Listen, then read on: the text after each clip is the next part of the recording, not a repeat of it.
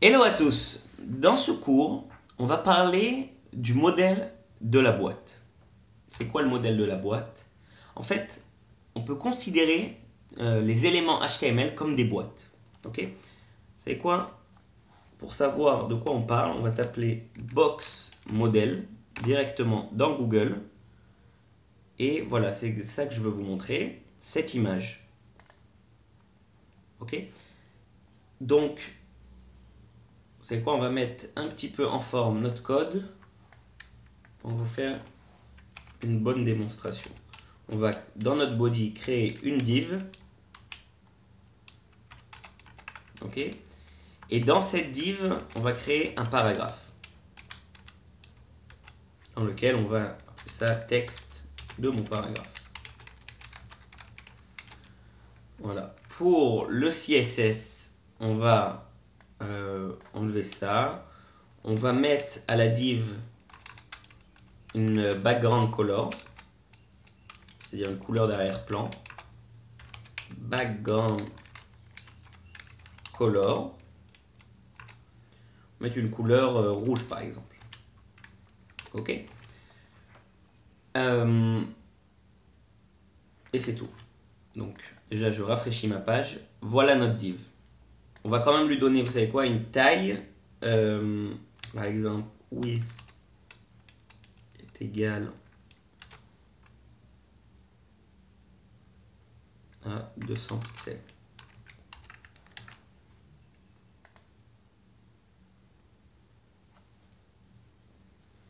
Ok. Donc voilà pour notre mise en place. Ok, maintenant qu'est-ce qu'est le modèle de la boîte? Comme j'ai dit, chaque élément en HTML il peut être considéré comme une boîte. Il a margin, une marge, border, une bordure, padding, je ne sais pas vraiment comment le traduire en bon français, mais c'est l'espace qu'il y a entre la bordure et l'intérieur du contenu, et content, le contenu. C'est quoi? On va commencer par margin. Margin, si par exemple j'écris margin et j'écris, donc je vais reprendre juste notre code avant de faire des changements. Le voilà. Et maintenant si j'écris margin et on va écrire 100 pixels, j'enregistre, je rafraîchis. Voilà, tout d'un coup mon texte il a changé de place. Pourquoi? Parce que ma div, qui est en gros tout ce qui est avec un arrière-plan rouge, c'est espacé de 100 pixels. 100 pixels du haut, 100 pixels de la gauche, 100 pixels de la droite. Bon, il y en a encore plus à droite parce qu'il avait encore plus. Et 100 pixels du bas. Ok, la même chose, il y avait encore plus. Ok, maintenant, ce même margin, je peux lui spécifier des valeurs pour les différents côtés. Ils ne sont pas obligés d'être tous égaux. Ok, c'est-à-dire que, attendez, je vais enlever le margin complètement. Voilà, je rafraîchis.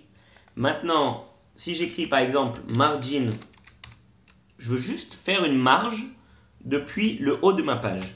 Donc, on va écrire margin 100 pixels depuis le haut.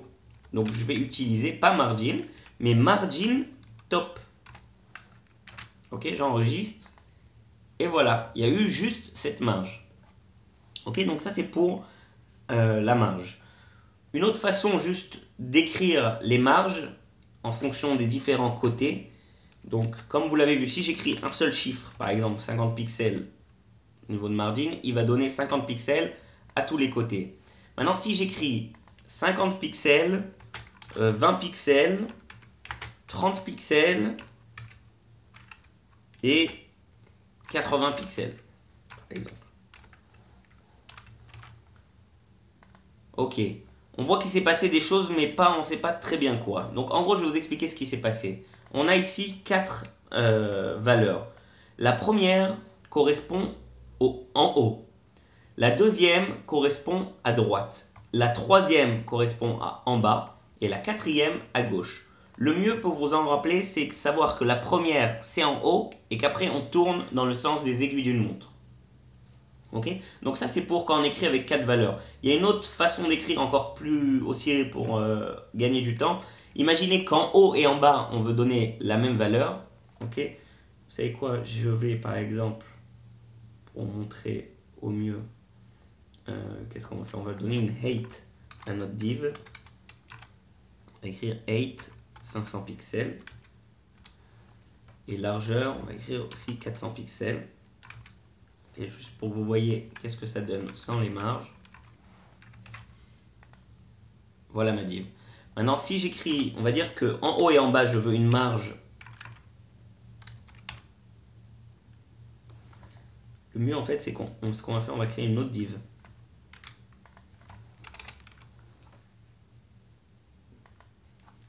Pour la différencier, on va lui donner une classe blue.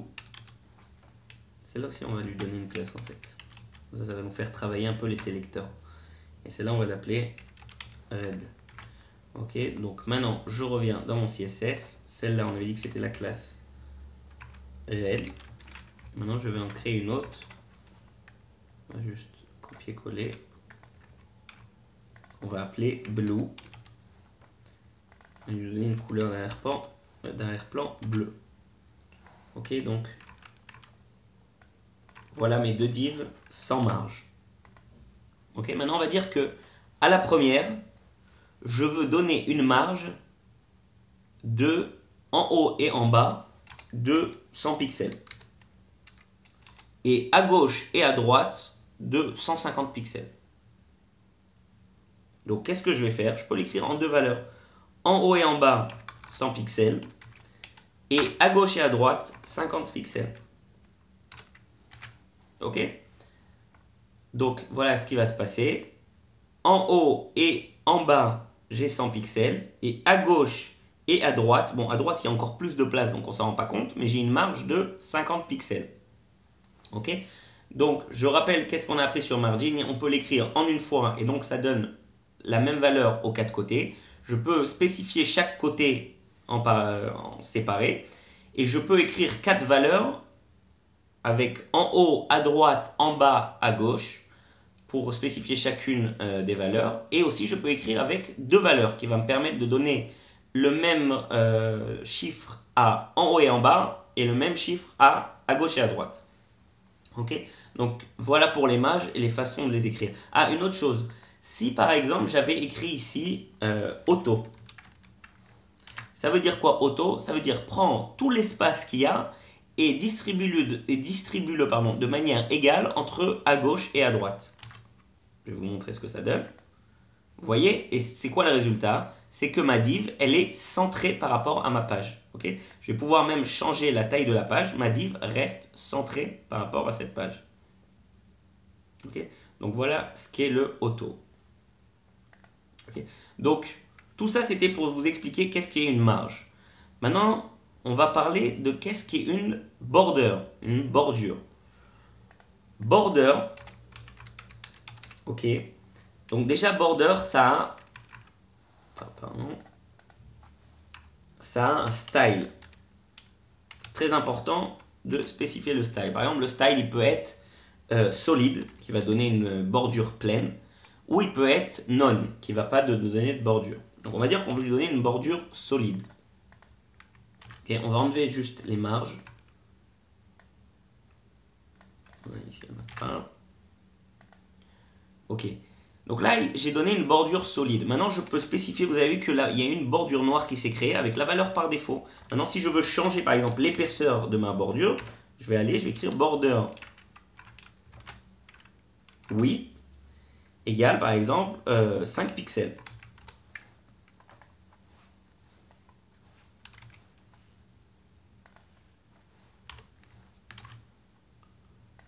Et voilà, ma bordure est de 5 pixels.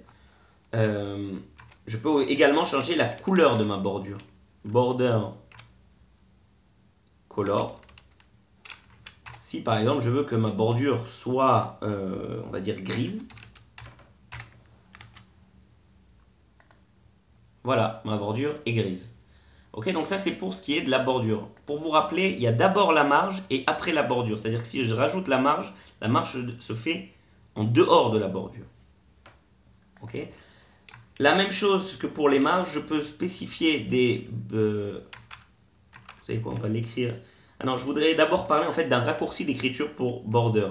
Au lieu d'écrire border, style, width et color, je peux directement écrire le mot border et commencer par d'abord la largeur, c'est-à-dire par exemple, on va changer un petit peu, on va mettre 10 pixels, solide pour le style de la bordure,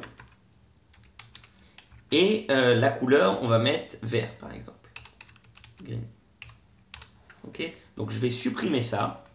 Et en gros, c'est un raccourci pour écrire plus rapidement tout ce qui concerne ma bordure. Au lieu d'écrire en 3 lignes, je l'écris en une ligne. Ok, donc voilà ma bordure. La bordure, c'est comme les marges. On peut spécifier une bordure avec des attributs spéciaux pour chacun des côtés. Vous voyez que j'ai border bottom, border top, border left. Par exemple, on va dire que si j'avais voulu spécifier tout ça, juste pour border left. Vous voyez? Et bien voilà, tout ce que j'ai spécifié là-dedans, c'est juste pour le côté gauche de ma div. Ok? Donc voilà pour les bordures. On va maintenant passer au padding. Ok. C'est quoi le padding? Padding, okay, j'enregistre et je rafraîchis la page. Padding, c'est la distance qu'il y a entre ma bordure et l'intérieur de mon contenu. Ça veut dire quoi? Vous voyez qu'ici, le texte de mon paragraphe est collé en haut à gauche de ma div. Okay, pour vous rappeler la structure, j'ai ma div et j'ai mon paragraphe dedans. Donc, ce qui s'est passé, c'est que ici, mon texte, il n'a pas de padding. Maintenant, si je viens et j'écris padding, et j'écris par exemple 50 pixels. Donc, pour ma div rouge ici. Qu'est-ce qui s'est passé? Donc déjà, ma div, elle a grandi. Et vous avez vu que ça a rajouté 50 pixels de différence entre là, cet espace-là. Bon, en bas et à droite, il y avait déjà encore plus de place. Donc pour l'instant, il les a mis, mais on ne s'en rend pas compte. Ok, donc ça, c'est ce qui est du padding. C'est là, pour revenir sur ça, c'est l'espace qui est entre la bordure et le contenu. Le contenu ici, c'est notre texte. Ok, c'est notre paragraphe. Ok. La même chose que pour les marges, on peut spécifier, on va dire qu'ici je voulais donner un padding juste pour le top. Voilà, donc j'ai rajouté un padding, mais juste pour le en haut. Okay, et pas pour à gauche, à droite, en bas. Donc le padding, aussi je voulais vous dire que ça marche comme les marges. Ça veut dire quoi? Exactement la même chose qu'on a appris tout à l'heure. C'est-à-dire que je peux l'écrire avec 4 valeurs, 20, 30, 100 par exemple. Qu'est-ce que ça voudra dire? Ça voudra dire le padding top, le padding right, le padding bottom et le padding left. Toujours, je commence par le top et je tourne dans le sens des aiguilles d'une montre. Et si j'avais écrit par exemple juste 2 valeurs, eh ben ça aurait été padding top et bottom, et ça aurait padding left et right. Ok? Donc voilà pour le padding. Et le contenu, ben, c'est notre texte de notre paragraphe. Voilà.